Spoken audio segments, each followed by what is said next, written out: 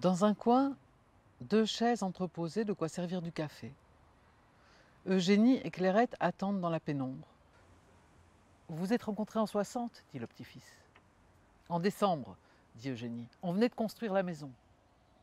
Rencontrer, dit Clairette. C'est un grand mot. Je ne suis pas resté plus d'une heure. Je ne sais pas ce qu'on a dit. Il n'y avait rien à dire. Le petit-fils. Pourquoi?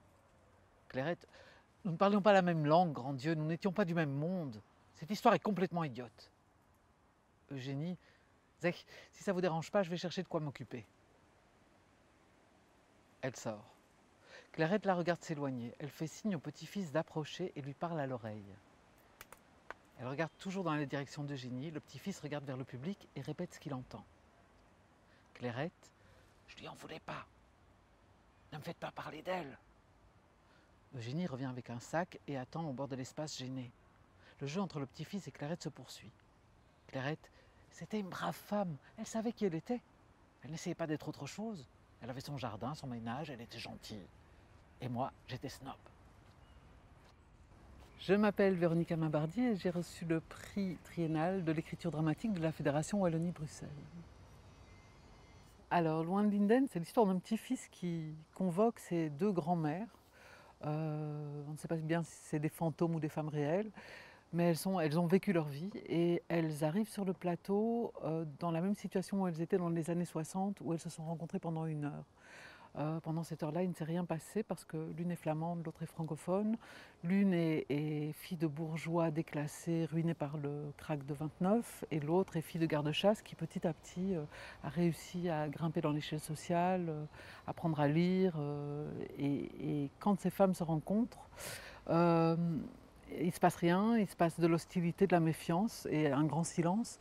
Et ce petit-fils a l'impression que ce silence, il en a hérité. Et pour que ce silence cesse, il les met face à face dans une pièce de théâtre, puisqu'il n'a pas pu le faire dans une pièce réelle. C'est un projet que je porte depuis longtemps en fait. J'avais 16 ans quand j'ai interviewé ma première grand-mère, la flamande, qui m'a élevée en partie et qui est pour moi un grand point de repère, alors que maintenant je suis francophone.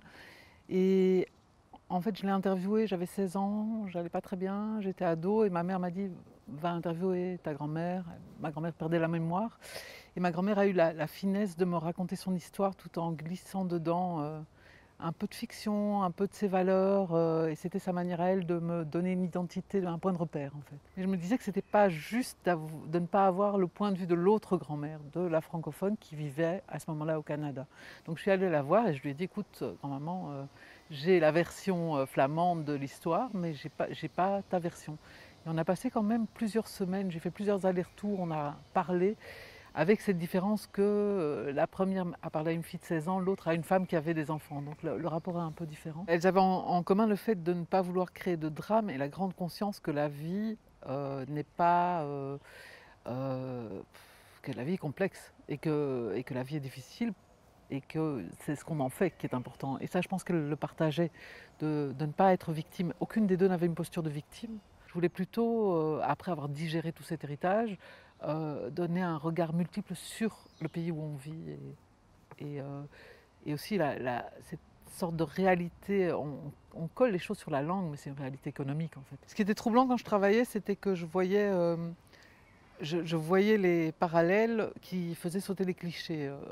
Dormir à trois dans un lit, on a bien chaud. Dormir seul dans une chambre avec un évier, on a peur. Et des choses qui déconstruisaient des clichés de classe et un certain rapport à l'économique. C'était compliqué pour moi de ne pas tomber dans le piège du pauvre heureux et souriant et de la, voilà, de la pauvre petite fille riche.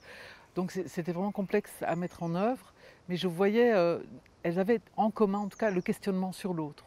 Peut-être que le fait que je cherche à faire lien et pont systématiquement, c'est à la fois un héritage, je pense, d'avoir grandi de parents de cultures complètement opposées et qui étaient un couple très uni, et d'avoir grandi à Louvain-la-Neuve, puisque maintenant on oublie souvent l'utopie de Louvain-la-Neuve. On parle beaucoup de Louvain-la-Neuve comme d'une ville qui n'a pas d'âme, qui n'a pas d'origine, mais elle a une âme et une origine qui a été récupérée maintenant, mais qui était à l'origine construire une ville nouvelle, avec de nouvelles valeurs autour du savoir et non pas autour de l'Église. Donc il y avait vraiment dans cette utopie-là, de cette ville pour les piétons, une ville où l'enfant a sa place, il y avait vraiment une très très belle envolée d'un monde nouveau à venir. Dans les années 70, il y avait ce souffle-là. J'ai grandi dans une maison où il n'y avait pas de grenier, parce que mon père était l'architecte de cette maison et il avait dit je veux pas de grenier parce que dans le grenier on entrepose le passé et j'ai pas envie d'être amené au passé.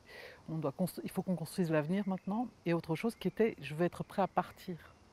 Donc c'est un exilé, il a connu cette chose-là. On fait les valises, on part ailleurs, on ne sait pas ce qui va se passer, on change de maison.